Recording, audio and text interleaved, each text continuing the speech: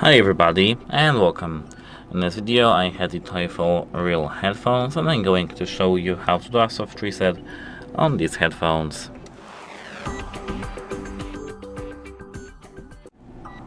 At first, our headphones have to be turned on, so turn on your headphones at first.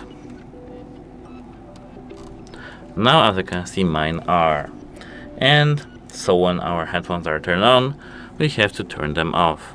To do so, we have to hold the power button. Now, as you can see, they are turned off. Here we have to wait 10 to 20 seconds, and after this time we have to turn them on back again. So now let's wait.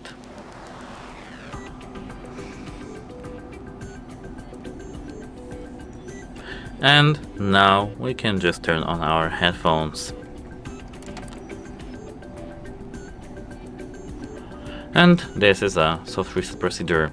That's it, hope it helps you and goodbye.